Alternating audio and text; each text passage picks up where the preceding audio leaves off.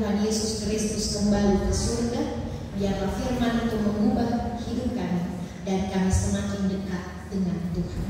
Ampuni salah dan dosa kami Tuhan, berfirmanlah bagi kami, karena sesungguhnya kami telah sedia membaca, mendengarkan, dan merenungkan firman-Mu. Di dalam nama Tuhan Yesus Kristus, firman yang hidup itu, kami berdoa. Amin. Pembacaan firman Tuhan Injil Lukas pasal 24, kita baca ayat 50 hingga ayatnya yang ke-53. Demikianlah firman Allah di bawah judul perikop kenaikan Yesus, ayat 50. Lalu Yesus membawa mereka keluar kota sampai dekat Betania. Di situ ia mengangkat tangannya dan memberkati mereka. Dan ketika ia sedang memberkati mereka, ia berpisah dari mereka dan terangkat ke surga. Mereka sujud menyembah kepadanya. Lalu mereka pulang ke Yerusalem dengan sangat bersukacita. Mereka senantiasa berada di dalam bait Allah dan memuliakan Allah. Yang disebut berbahagia adalah kita semua yang membaca, kita semua yang mendengarkan firman Tuhan, terlebih kita yang pada akhirnya menjadi pelaku-pelaku firman Tuhan. Shalom. Shalom. Rupanya tidak semangat karena hujan menderu dan cuaca mendung-mendung menggoda, lalu tidak ada tampilan di layar, jadi sepertinya kita sunyi senyap. Sekali lagi, shalom. Puji nama Tuhan. Biar dingin cuaca mendung-mendung menggoda, lalu menggoda kita untuk tertidur, dan nuansa ibadah pada saat ini sunyi senyap, teduh sekali. Tetapi kita bersyukur bahwa kasih dan perlindungan Tuhan terus merangkul kehidupan kita. Ini menandakan bahwa ada beberapa hal yang kita tidak bisa jangkau dalam kehidupan kita melebihi kuasa kita. Kita tidak dapat memerintah cuaca untuk sesuai dengan mau kita, dan kita tidak dapat memerintah orang-orang di sekeliling kita sesuai dengan apa maunya kita. Ini benar pepatah mengatakan di atas langit masih ada langit. Sehingga jangan terlalu kita merasa bahwa semua harus seperti yang kita inginkan dan kita laksanakan, tetapi kasih Tuhan merangkul kehidupan kita dan kita bersyukur atas apapun yang Tuhan kerjakan dan Tuhan perbuat dalam perjalanan kehidupan kita. Saudara-saudaraku yang dikasih dan diberkati Tuhan, kita sama-sama dalam nuansa memperingati kenaikan Tuhan Yesus Kristus kembali ke surga saat ini, dan seluruh dunia merayakan hari ini. Hari ini adalah hari tepat ke-40 setelah Yesus bangkit dari antara orang mati yang kita peringati dalam nuansa Paskah. Tepat 40 hari setelah kebangkitan Yesus Kristus, hari ini adalah kenaikannya kembali ke surga. Dan selama 40 hari Yesus di dunia ini, setelah dia bangkit dalam tubuh kemuliaannya, hampir kurang lebih 10 kali dia menampakkan diri kepada murid-murid, kepada perempuan-perempuan, kepada Thomas, dan terakhir kepada semua orang yang percaya kepada Kristus bahwa dia benar-benar adalah Allah 100%, bangkit dari antara orang mati, menunjukkan kuasa, kemuliaan, dan kemahakuasaan yang dimiliki oleh Yesus. Nah, saudara-saudara yang dikasih dan diberkati Tuhan, hari ini tugas Yesus secara di dunia, tugas Yesus untuk misi penyelamatan itu telah selesai. Dia mengakhiri tanggung jawabnya untuk lahir, dia mengakhiri tanggung jawabnya untuk melayani, dia mengakhiri tanggung jawabnya menderita, dia mengakhiri tanggung jawabnya mati, dan dia mengakhiri tanggung jawabnya bangkit, menampakkan diri, dan sekarang waktunya sudah selesai. Di dunia ini dia harus kembali ke surga. Kristus selama 33,5 tahun melaksanakan tanggung jawabnya, menyelesaikan misi Allah Bapaknya itu untuk menyelamatkan manusia. Mulai dari dia harus meninggalkan segala kemuliaannya, menjadi manusia, lahir dari perempuan Maria, menderita sengsara dalam pelayanan, melayani banyak orang, lalu menderita sengsara dalam penganiayaan, harus mati di atas kayu salib,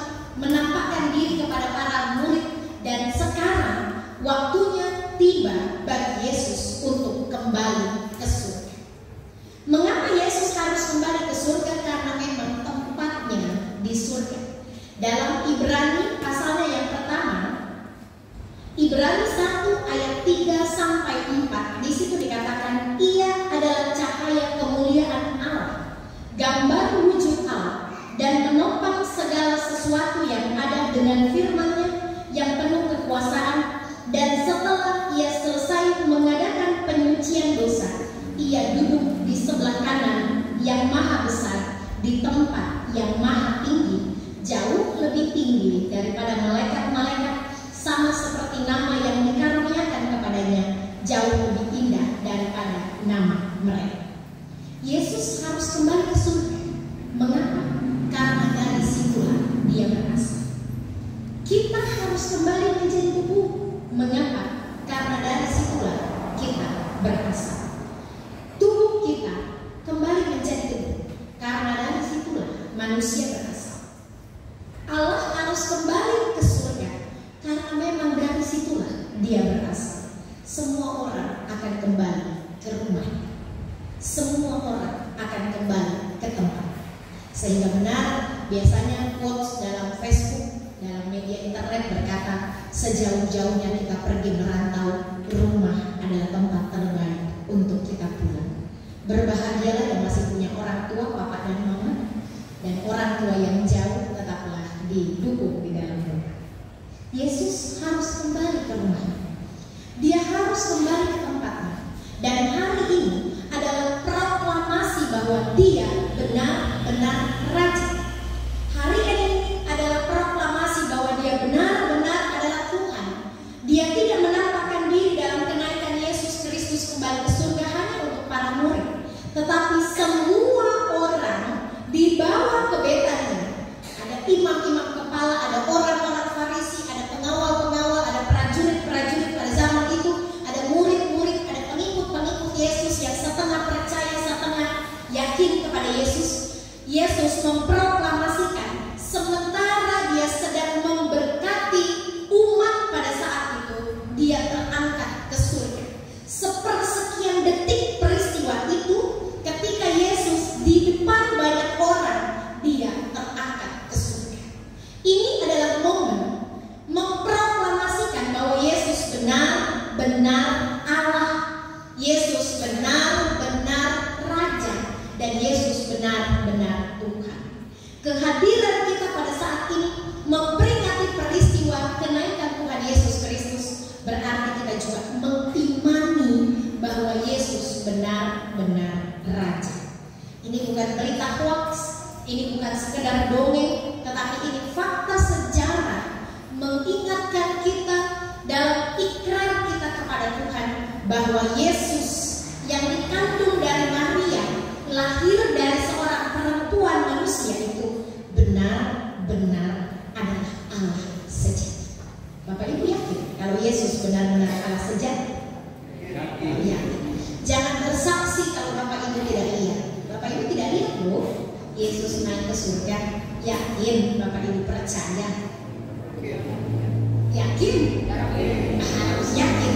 Kalau tidak yakin pulang saja dari tempat ini lalu gumuli iman kita. Benarkah saya percaya kepada Yesus? Yesus harus kembali ke surga karena memang di situ tempat. Dan ngapain dia di surga? Dalam Yohanes 14, Yohanes pasal yang ke-14, supaya Bapak dan Ibu mengerti mengapa dan ngapain begitu dia harus pulang ke rumahnya. Yohanes 14 ayat 1 sampai ayatnya yang ketiga. Janganlah gelisah hatimu, percayalah kepada Allah, percaya jugalah kepadaku. Di rumah Bapakku banyak tempat tinggal. Jika tidak demikian, tentu aku mengatakannya kepadamu. Sebab aku pergi ke situ untuk menyediakan tempat bagimu. Dan apabila aku telah pergi ke situ dan telah menyediakan tempat bagimu, aku akan datang kembali dan membawa kamu ke tempatku, supaya di tempat di mana aku berada, kamu pun berada. Jadi ngapain? Mengapa Yesus harus kembali ke surga? Karena memang di situ tempatnya, dengan segala kemuliaan, kejayaan, kemahakuasaan Yesus, dia kembali menikmati kekayaan, kemuliaan, kehormatan yang pernah dia tinggalkan, mengabdi kepada Bapaknya, menjadi seorang hamba, menjadi seorang doulos. Dia harus kembali ke surga karena memang di situ tempat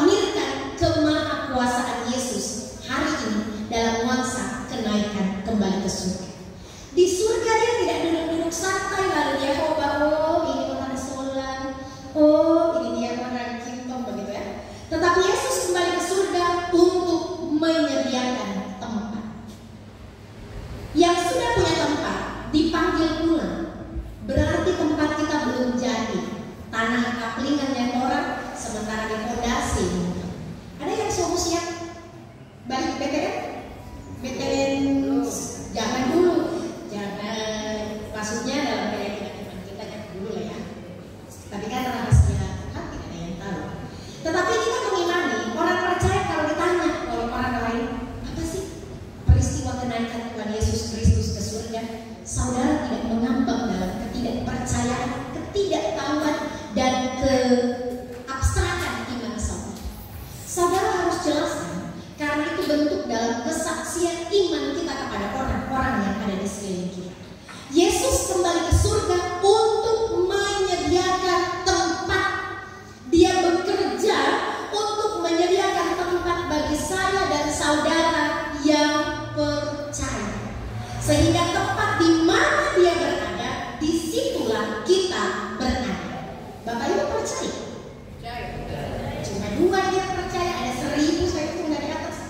Percaya enggak bahwa Yesus sementara sedang bekerja, dan kalau rumahnya orang so jadi, kaplingannya seorang so jadi, Tuhan akan panggil, so boleh pulang, so selesai dengan bayar rumah kaplingan, begitu. Percaya enggak Bapak dan Ibu? Percaya enggak? Ini harus diyakini, sehingga jangan sampai kita sendiri nggak paham apa sih peristiwa kenaikan. Kita sendiri nggak paham ngapain Tuhan Yesus kembali ke surga, ngapain dia harus datang ke dunia ini, dan mengapa dia harus datang kembali ke surga, dan dia akan datang kembali dalam kedatangan Kristus kali yang kedua. Jadi sementara ini para murid dalam pergumulan yang besar, karena mereka pertama, Yesus sudah mati oleh orang-orang Yahudi pada zaman itu. Yesus bangkit, lalu dia kembali ke surga. Sebenarnya para murid dalam keadaan yang gundah gulana, khawatir, penuh dengan ketakutan. Tetapi perhatikan di ayatnya yang ke-52 bagian akhir, mereka pulang ke Yerusalem dengan sangat bersuka cita. Ketika setelah kebangkitan Tuhan Yesus Kristus, para murid itu menutup diri dengan pintu-pintu yang terkunci. Dalam nuansa penampakan beberapa hari kita belajar tentang murid-murid yang menampakkan diri, murid-murid yang menutup diri dengan pintu-pintu terkunci karena takut. Tetapi ketika kenaikan Kristus Yesus, mereka kembali pulang dengan sukacita, kembali bersukacita. Mengapa? Karena Yesus memberkati mereka. Baru saat ini, ketika Yesus dalam masa-masa 33,5 tahun di dunia ini pertama kali dia memberkati mereka. Diberkatilah engkau. Selama ini Yesus berkata, damai sejahtera bagi kamu, sukacita bagi kamu, berbahagialah, damai sejahtera. Yesus memberkati mereka. Dalam pemberkatan itulah, sepersekian detik itu Yesus kembali naik ke surga. Murid-murid yang dulu takut bersukacita, murid-murid yang dulu galau gundah gulana bersukacita, murid-murid mengalami perubahan iman, dan akhirnya di ayat 53 mereka senantiasa berada di dalam bait Allah dan memuliakan Allah. Karena mereka dikembalikan lagi kepercayaannya atas berkat Tuhan dalam kehidupan para murid. Mereka bersukacita dan kembali memuliakan Allah dan stay di bait Allah. Pertanyaannya kepada Bapak dan Ibu dalam aplikasi firman saat ini, murid-murid yakin lagi bahwa Yesus benar-benar Allah sementara diguncang dalam nuansa kebangkitan dan penampakan Tuhan Yesus Kristus selama 40 hari. Tetapi iman mereka kembali teguh, mereka kembali bersukacita, dan mereka kembali hidup, tidak lagi mengurung diri, tetapi dia tinggal di bait Allah dan memuliakan Yesus. Lalu pertanyaannya kepada kita, masihkah kita galau dengan kehidupan ini?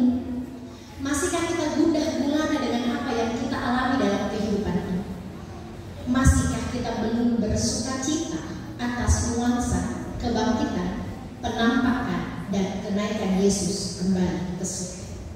Berarti kita belum betul-betul percaya bahwa Yesus adalah Allah. Bapak Ibu yang masih hitung-hitungan ke gereja, aduh hujan ini, aduh kali begini, aduh sampai mama, aduh orang tua begini, kali begitu, kali begini, berarti Bapak dan Ibu belum bersukacita dan masih mempertimbangkan keadaan dunia ini. Para murid pada saat itu mereka berada di dalam bait Allah dan memuliakan Allah. Itu respon dari kenaikan Tuhan Yesus kembali ke surga. Respon dari proklamasi iman para murid, mereka senantiasa duduk di bait Allah. Sudahkah Bapak dan Ibu maukah Bapak dan Ibu merespon kenaikan Tuhan Yesus? Mau nggak Bapak dan Ibu merespon kenaikan Tuhan Yesus? Kan begini, Tuhan Yesus harus kembali ke surga karena Dia sementara juga bekerja. Dan dalam peristiwa kenaikan ini kan tidak boleh cinta bertepuk sebelah tangan. Yesus sendiri yang bekerja lalu orang tunggu-tunggu saja Dia panggil, kan nggak mungkin. Cinta itu harus dua tangan yang bertepuk. Cinta itu harus berlawanan. Tidak boleh ada cinta hanya sebelah saja. Cinta itu tidak akan hidup. Yesus kembali ke surga, kembali naik ke surga. Dia bekerja, menyediakan tempat untuk saya dan saudara. Lalu kerjanya orang sekarang menanti kedatangan Kristus kali yang kedua adalah yuk senantiasa bersukacita dan hidup di bait Allah. Yang pemuda rajin-rajin ibadah konversus itu senantiasa hidup di bait Allah. Yang ibu-ibu rajin ibadah kawin kami itu hidup merespon kenaikan Kristus. Yang bapak-bapak rajin ibadah pria kaum bapak itu respon dari kita merayakan kenaikan Kristus. Yang remaja-remaja rajin ibadah konversus remaja, yang anak-anak rajin ibadah sekolah minggu, kita semua rajin ibadah evangelisasi. Rajin-rajinlah gereja, rajin-rajinlah berdoa, senantiasa berada di bait Allah dan memuliakan Allah adalah respon cinta kita atas nuansa kebangkitan kenaikan Yesus kembali ke surga. Sehingga Yesus tidak melakukan cintanya sebelah tangan, tetapi sambil Dia bekerja karena kasih-Nya yang besar, Yesus kita juga harus membalas kasih-Nya dengan senantiasa berada di bait Allah dan memuliakan Yesus. Selamat bersaksi atas kenaikan Kristus kembali ke surga. Selamat bersukacita dan selamatlah senantiasa hidup di bait Allah dan memuliakan Allah. Terpujilah Kristus dengan firman-Nya.